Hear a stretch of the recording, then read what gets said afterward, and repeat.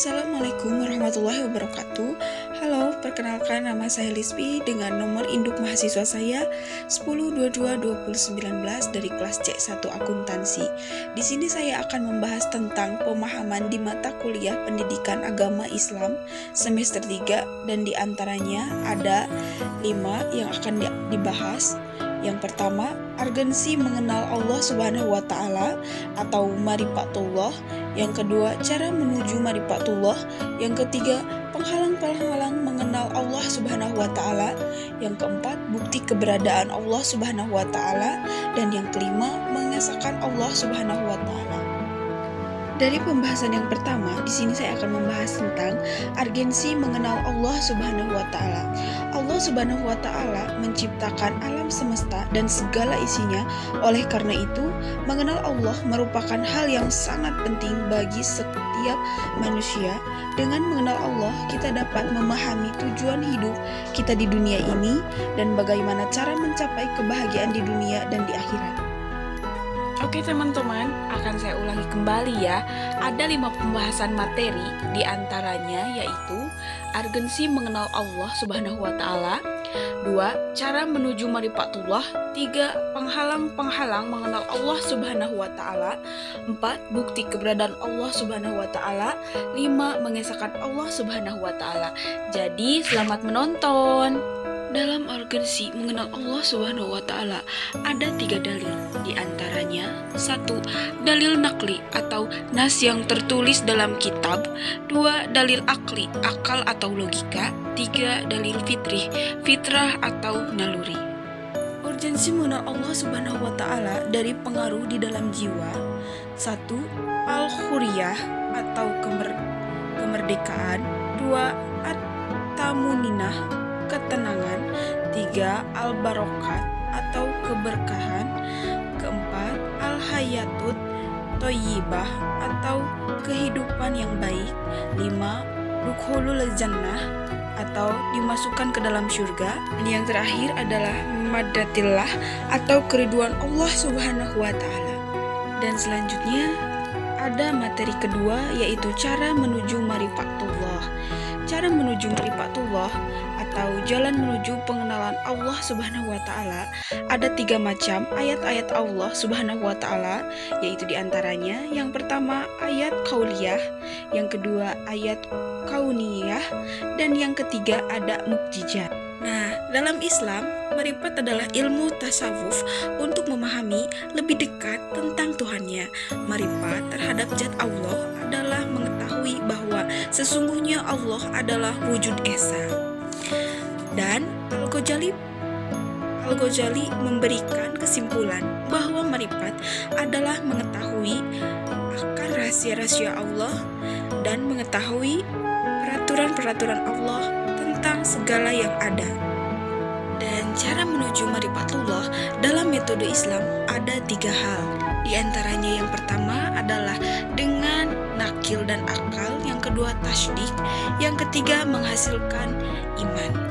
Dan selanjutnya di materi ketiga ada penghalang-penghalang mengenal Allah Subhanahu wa Ta'ala. Ada beberapa hal penghalang-penghalang yang dapat menghalangi kita untuk mengenal Allah, di antaranya yaitu ada 3. Yang pertama, kebutuhan duniawi yang berlebihan. Yang kedua, kebiasaan buruk yang sulit dihilangkan. Yang ketiga, kurangnya pengetahuan tentang agama Islam. Yang keempat, lingkungan yang tidak mendukung. Nah, jadi penghalang-penghalang mengenal Allah Subhanahu wa Ta'ala terbagi menjadi 2 bagian. Yang pertama, sifat-sifat yang berasal dari madarus syahwat atau penyakit hati terbagi dalam 5 bagian. Yang pertama, al-fihku atau penyakit hati, yang kedua al-kibru atau kesombongan, yang ketiga az-zulmu atau kezoliman, dan yang kelima ada kasatratul ma'asri atau banyak melakukan perbuatan maksiat. Oke, dilanjut yang kedua, ada sifat-sifat yang berasal dari marodu asyabah, yang artinya menimbulkan kerugian. Dibagi menjadi 4 bagian. Yang pertama, al-jahlu, yang artinya kejahilan atau kebodohan. Yang kedua, al-irtiyab atau keraguan-keraguan. Yang ketiga, al-inhiraf yang artinya penyimpangan. Yang keempat ada al-ghaflah atau kelalaian. Nah, selanjutnya ada materi keempat, yaitu bukti keberadaan Allah Subhanahu wa Ta'ala. Allah Subhanahu wa Ta'ala memberikan begitu banyak bukti keberadaannya di dalam semesta ini. Bahkan bukan hanya di alam semesta ini, tetapi juga ada di dalam diri manusia. Dan beberapa bukti tersebut diantaranya adalah: dan yang pertama ada keindahan alam semesta yang sangat kompleks dan teratur. Yang kedua, kehidupan manusia yang kompleks dan teratur. Yang ketiga, adanya keajaiban-keajaiban yang tidak dapat dijelaskan secara ilmiah. Yang keempat, adanya wahyu yang diberikan kepada manusia. Nah, teman-teman, bukti keberadaan Allah Subhanahu wa Ta'ala memiliki 7 dalil. Di antaranya, yang pertama, dalil fitrah, yaitu sifat asal atau kesucian, dekat dan pembawaan. Nah, dan yang kedua ada dalil indrawi, yaitu dapat dilihat, dirasai atau disentuh. Yang ketiga ada dalil rasional, yaitu berdasarkan akal. Dalil yang keempat adalah dalil nas yang bersandarkan pada nas-nas. Yang kelima dalil sejarah, yaitu kekuasaan, keagungan Allah yang diambil dari peristiwa-peristiwa yang telah berlalu. Yang keenam ada dalil keagungan Allah Subhanahu wa Ta'ala yang memiliki fungsi untuk menguatkan pandangan kita tentang betapa agungnya Allah Subhanahu wa Ta'ala. Dan yang terakhir, yang ketujuh, mengesahkan Allah Subhanahu wa Ta'ala bahwa zat yang kita agungkan itu adalah zat yang telah menciptakannya. Nah, akhirnya kita sampai di pembahasan yang terakhir, yaitu mengenai mengesahkan Allah Subhanahu wa Ta'ala. Jadi, mengesahkan Allah Subhanahu wa Ta'ala adalah salah satu prinsip dasar dalam agama Islam. Dengan mengesahkan Allah Subhanahu wa Ta'ala, kita mengakui bahwa hanya Allah Subhanahu wa Ta'ala yang berhak disembah dan diibadahi.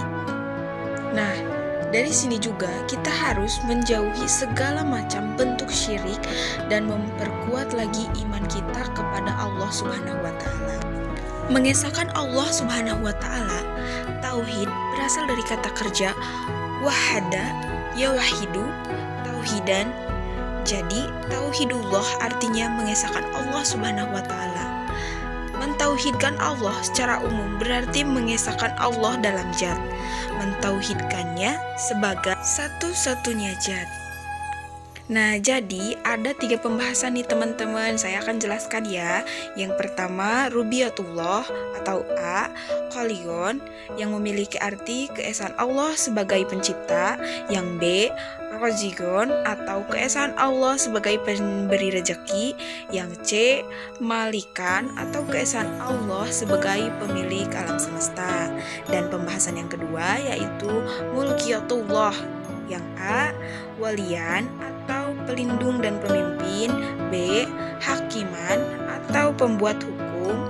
C, amiron yang memiliki arti pemerintah. Dan pembahasan yang ketiga tentang goyatan. Yang keempat, ilahan ma'buza.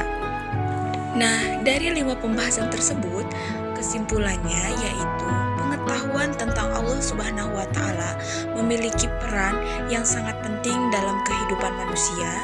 Dengan mengenal Allah, maka seseorang dapat memahami arah dan tujuan ke depannya, juga dapat meningkatkan kualitas ibadahnya dan memperkuat imannya. Namun, terdapat beberapa penghalang-penghalang yang harus diwaspadai dalam mengenal Allah Subhanahu wa Ta'ala, seperti kebutuhan duniawi yang sangat berlebihan dan kekurangannya pengetahuan tentang agama Islam.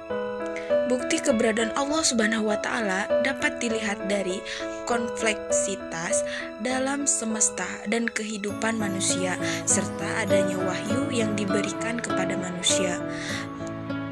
Sekian dari saya, mohon maaf bila ada kata-kata yang kurang jelas atau pengucapan yang salah, mohon dimaafkan. Semoga video ini bermanfaat bagi yang membacakan atau yang mendengarkan. Terima kasih teman-teman. Saya tutup. Wassalamualaikum warahmatullahi